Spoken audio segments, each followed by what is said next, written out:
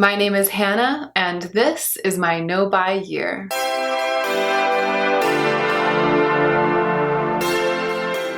So we're only, what, 18, 20 days into my no-buy year, and I already have a basket of empties to share with you.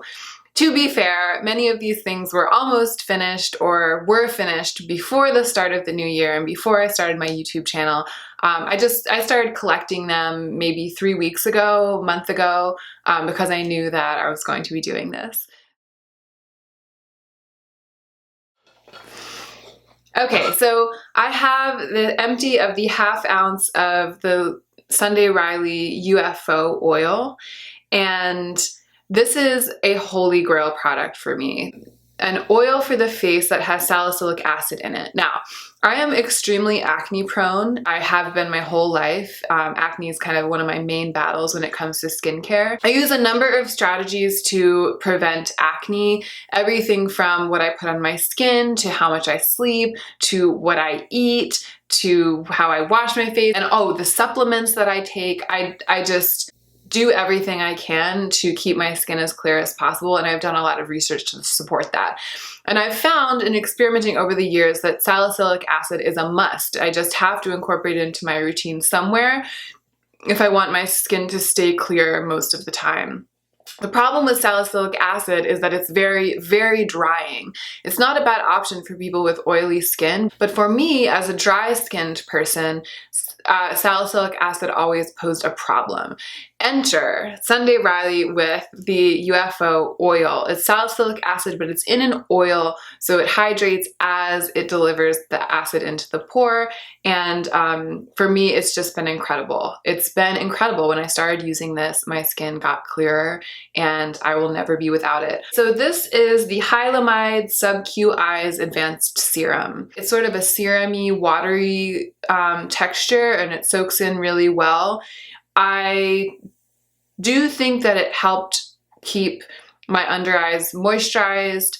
I didn't see like such dramatic results that I would go ahead and purchase this again. Honestly, I had completely forgotten about it until I pulled it out of my empties bag. So what does that tell you? It's under the Nars umbrella, so it's a sister company to The Ordinary. I will probably try the sort of step up from this, the Naiad version of this eye serum once I run out of everything, or I'm also considering trying the Sunday Riley one. I don't know. It's not a decision I'm going to have to make for quite a while yet. I just ran out, and I'm pretty bummed about it, of my latest bottle of Good Genes. This is another total holy grail product for me. I hesitate to recommend it even to my friends who come to me and ask for skincare recommendations, because it's kind of in the realm of madness when it comes to price. I, though, am also in the realm of madness when it comes to taking really good care of my skin. It helps with acne, undeniably, and it just keeps the texture of my skin calm and glowy and bright. So that even when I do have breakouts, all of the rest of the skin on my face is in good shape, which I think makes a huge difference, because breakouts are inevitable for me, and I think for a lot of people. But if what you have is good skin with blemishes, you feel one way about it. When I start to feel like my skin's sort of dull and icky and red and blotchy and blemished, then it starts to become a thing that bothers me. So this is totally worth it to me. Unfortunately for me, in my no-buy, I currently own, this is a lactic acid serum. I currently own the lactic acid serum that The Ordinary makes because I wanted to try it out and see if it worked as well as this one. And it's not comparable in my opinion. It doesn't do the same thing. But if the category in my skincare collection is lactic acid serum, then I haven't yet run out because I still have that other one.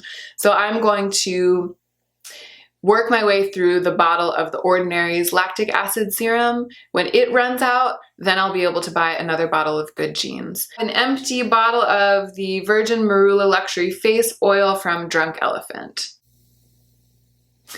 This is another kind of madly expensive product. I do love marula oil on my skin. It has antibacterial properties, so it helps with acne, but it's also soothing. And it's really good for sealing in serums, but it soaks in pretty fast and you can layer other things on top of it. It wears well under my makeup. I really love marula oil. And if there weren't another good marula oil on the market for a lot less money, I might repurchase this. This is actually my second bottle. I actually repurchased this once. However, The Ordinary makes one that's almost exactly the same at a fraction of the cost. I think this is something like $75 or $80 and The Ordinary is $10 or something. The bottle is half the size of this, I believe, but it costs way, way less than half the price. So I'm no longer purchasing this product. I've switched over to the one that The Ordinary makes, and I'm very happy with it. What's this? Oh, so this is The Ordinary's Agriline Solution 10%.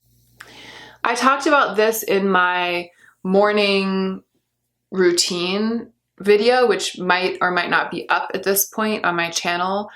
It is sort of a Botox in a bottle thing. It's a very liquidy solution that you put into areas that tend to develop lines on the surface of your skin, and it keeps your skin from scrunching as much and from holding those lines as much. And I do notice a difference, especially my forehead lines when I use this. I've already replaced it and I have a full bottle, so I'll definitely be continuing to use that as my anti-wrinkle serum in the mornings. The R & Co Outer Space Flexible Hairspray. Here we go. This smells really good, and that is like its #1 good quality. Sort of a spicy vanilla situation. I've got really, really thick and stubborn hair, so this didn't end up really doing that much for me. I kind of use it as like a volumizer or a dry shampoo, but that's not its intended purpose. I'm not gonna purchase this again. Also, it was $30. That's a lot. If you want your hair products to have kind of a haute scent, I would recommend R & Co. Their scents are good, but that's the extent of it. And that's the only product that I've tried from them. I shouldn't be so dismissive. I'm sure that they make some nice things, but that didn't wow me. My Rich Luxe merch, I have used it pretty much every day since I've gotten it, and that's why it's all faded, because my boyfriend's been putting it in the dishwasher. This product is a dream and a half. So this is the Drunk Elephant TLC Sukari Baby Facial. This is an exfoliating mask that's meant to be used once a week. It's in 25% AHA, 2% BHA. It says resurface and reveal, and that is exactly what it does. It eats away all the dead skin. It brings up the new baby skin from underneath. I will repurchase this. My rules for my mask collection are going to be that I have 3 categories of mask: sheet mask, hydrating mask, and exfoliating mask. I think I have one other exfoliating mask in my collection that I need to work through.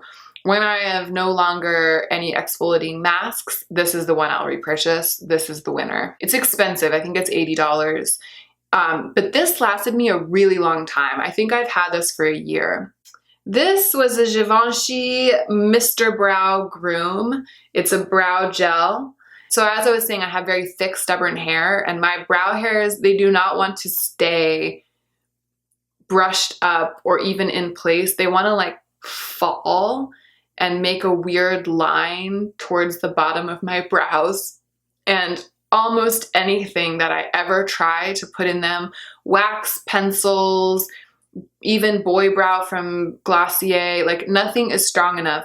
The Anastasia Clear Brow Gel works for me, but this works even better. This is like a beautiful designer glue for your eyebrows, and I will buy another one the first chance I get.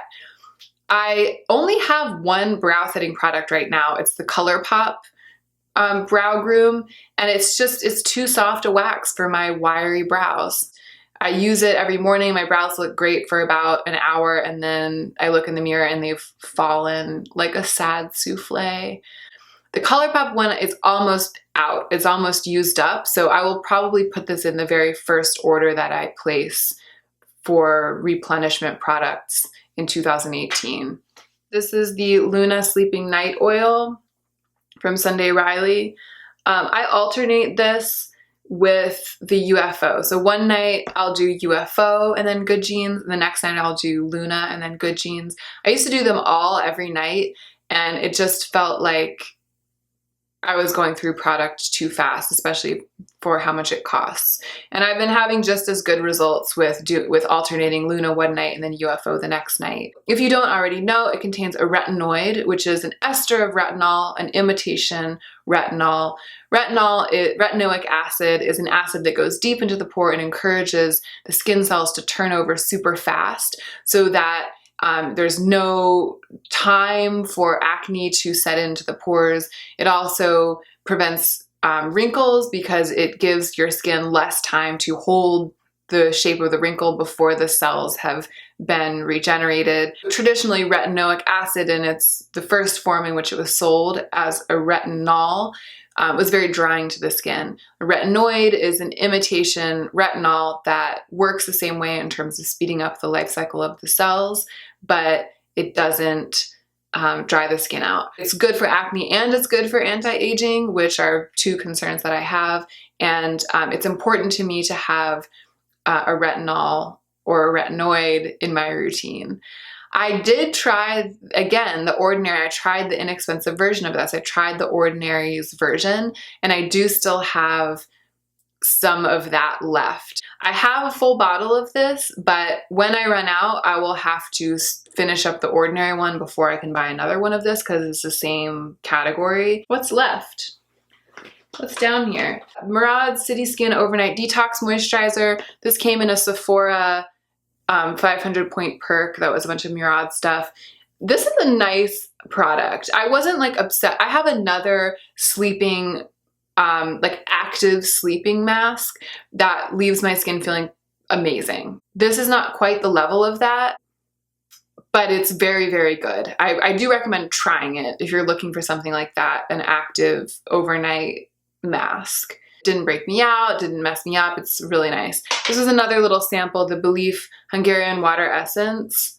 If you watch my morning skincare routine, you will hear me say that I currently have 2 hydrating essences or hydrating toners in my routine. I liked this little sample better than either of my 2. So when they run out, I will replace that category with a full size of this. I had this Fresh Rose Deep Hydration Face Cream packet, and I used this as a sleeping moisturizer one night. I just slept in it, and when I woke up, there was absolutely no residue of it on my skin.